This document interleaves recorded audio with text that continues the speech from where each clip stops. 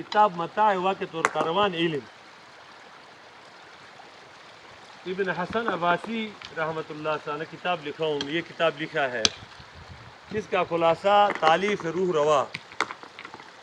ہمارے صلاحیتوں کے جوہر کے نکھار پر حملہ شکنی کے پردے ہے. لوگ ہماری حوصلہ شکنی کرتے ہیں جس کی وجہ سے ہمارے صلاحیتوں پر پردے پڑے. اسلام نے انسان کو یہ بتلایا کہ انسان کا ہر چیز پر حساب ہوگا اور ہر چیز کے بارے میں بعض پرس ہوگی اور ہر فعل کا جواب دینا ہوگا اور اس کا باقاعدہ طریقہ کار کرامن کاتبین کا متعین ہے. وقت کو تم نے نہیں کاٹا تو وہ تمہیں ضرور کاٹے گا. وقت مہلت عمل کا نام ہے. عمل کے لیے مہلت دینے کا نام وقت ہے. اپنی ذات کے اعتبار سے اس میں نہ خیر نہ شر ہے. البتہ عمل کی نوعیت کے اعتبار سے اس کے خیر و شر کا تعین ہوتا ہے. خوش نصیبی کی نمایاں علامت یہ ہے کہ وقت کا انضباط یعنی قابو، وقت کو قابو میں کرنا خوش نصیبی اس انسان کی مقدر ہے. وقت غیر معمولی چیزوں کو دوام بخشتی ہے. قرآن میں اوقات کی قسمیں کھانے کی بڑی مقصد، قرآن میں اللہ پاک جو کلام پاک میں وقت کی قسمیں کھانے کا اس کا سب سے بڑی جو مقصد ہے انسان کو گزرتی لے اس سے نفع اٹھانے کی طرف توجہ دلانا ہے. امام داؤد رحمۃ اللہ نے اپنی سنن میں 5 لاکھ احادیث منتخب کی. سنن مسوا پہ حدیث بیان کرتا ہوں اور ان میں سے پھر انہوں نے 4800 احادیث سے ابی داؤد منتخب کی. پھر ان میں سے 4 حدیث اسلامی نظام زندگی کی دستور کی جامعیت پر نمونہ کے طور پر انتخاب کیا. ان 4 میں ایک حدیث من حسن اسلام المرء ترکہ ما لا یعنی ہے. صحیح ہے نا استاد ترجمہ؟ ہاں، اسلام کے حسن میں سے ایک بات یہ ہے انسان لا یعنی مشاغل ترک کر دے. امام بخاری نے کتاب الرقاق میں، امام ترمذی نے کتاب الزہد میں حدیث نقل کیا ہے کہ 2 نعمتوں کے بارے میں بہت سے لوگ دھوکے میں ہیں. نمبر 1 صحت کے بارے میں، نمبر 2 فراغت کے بارے میں.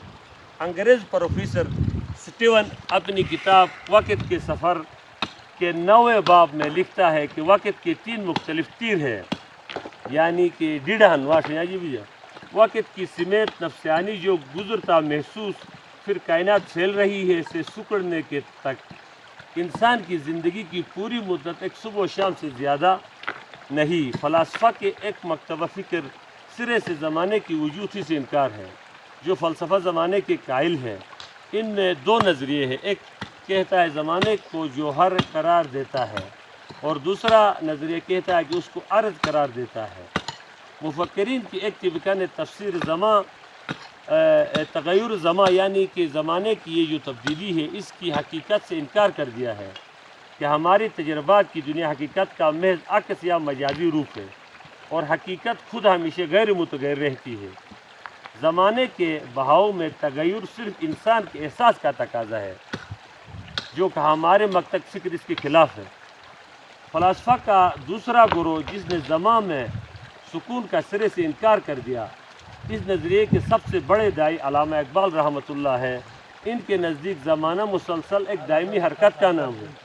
دائمی حرکتیں نمن کونڈ فضربی کا وہ کسی منزل پر رکتا نہیں. فریب نظر ہے سکون و ثبات تڑپتا ہے ہر ذرہ کائنات. وقت رہرو ہے اور تو منزل ہے، ہم وقت کے منزل ہیں. اگر تو مقام دل کو پا جائے تو ساری کائنات تجھ میں سما جاتی ہے. وقت ایک ایسی زمین ہے جس میں سعی کامل کی جائے تو یہ پھل دیتی ہے. اس لیے نبی پاک نے جو سعی کامل محنت کرنے والے کے ہاتھ چوما. لفظ کل نالائقوں کی جائے پناہ ہے. کل لفظ نالائق جب وہ کوئی کہ اپو پناہ تھا جب کو نے گران تھی. فضل ربی کا فضل باری کا آپ کا کبھی فارغ وقت نہیں ہونا چاہیے، فارغ وقت میں کوئی پکار۔ اب سنو تو سنو وقت ایک ظالم آزاری کے مانند ہے، دانا وہی ہے جو اس کو پکڑ کر قابو میں کرے، لیکن کونڈ کے اس کی چوٹی پیچھے کے بجائے آگے کی جانب کونڈ ہے، اس کی چوٹی پیچھے کی بجائے آگے کی جانب ہے۔ وقت کی چوٹی جو ہے اس لیے اس کے آگے ایک تدبیر رکھی ہو، سمجھ رہا ہوں، کیونکہ جو وقت گزر گیا وہ قابو میں نہیں آ سکتا۔ زندگی یعنی وقت دل جینے سے عبارت ہے، دل افسردہ کو شیریں نوائی بھی غم کے نالے لگتے، اس لیے حضور صلی اللہ علیہ وسلم نے فرمایا تجھ پر تیرے رب کا، تیرے نفس کا اور اہل و عیال کا حق ہے، ہر حق والے کو اس کا حق دیا کرو، وقت دیا کرو۔ وقت کی قدر اور احساس اللہ کا انعام ہے۔ نظام شمسی چلانے والا فرشتہ تھکا نہیں تو تم کب پڑھنے کا ارادہ رکھتے ہو؟ یہ معروف کرخی رحمۃ اللہ نے یہ مقولہ کہا ہے۔ ابن تیمیہ رحمۃ اللہ اپنے کسی شاگرد سے تقاضا پر جاتے ہوئے کہتے تھے تم کتاب بلند آواز سے پڑھو تاکہ میں سن سکوں، وقت ضائع نہ ہو۔ امام محمد بن یوسف رحمۃ اللہ کہتے امام بخاری کے ہاں ایک رات رہا، وہ رات کو 18 بار اٹھے، چراغ جلا کر کچھ لکھتے پھر لیٹ جاتے۔ امام بخاری رحمۃ اللہ فرماتے حافظہ کے لیے انہماک دائمی نظر و مطالعہ سے بہتر کوئی چیز نہیں ہے میرے علم میں۔ امام زہری رحمۃ اللہ کی بیوی ایک دن کہنے لگی خدا کی قسم یہ کتابیں مجھ پر 300 کنوں سے بھاری ہے۔ امام محمد رحمۃ اللہ نے قرآن و سنت اجماع سے 10,70,100 مسائل مستنبط کیے۔ استاد ابن جریر رحمۃ اللہ نے 3000 اوراق پر مشتمل تفسیر لکھی۔ وقت ضائع نے کیا 3000 پر لکھا نا، جو 30 جلدوں میں شائع ہو چکی ہے۔ تاریخ الملوک 21 اجزاء میں شائع کتاب لکھی۔ مطالعہ ابن تیم رحمۃ اللہ کا مشغلہ نہیں غذا بن گیا تھا۔ مولانا تقی عثمانی 10 برس کی عمر میں درس نظامی کا آغاز کیا، 17 سال کی عمر میں اس کی تکمیل کر کے فارغ ہوئے اور کنایت نہیں کی اور اسلام کی وسیع کتب خانے کی طرف بڑھے اور علوم کے بند دروازے کھولتے رہے۔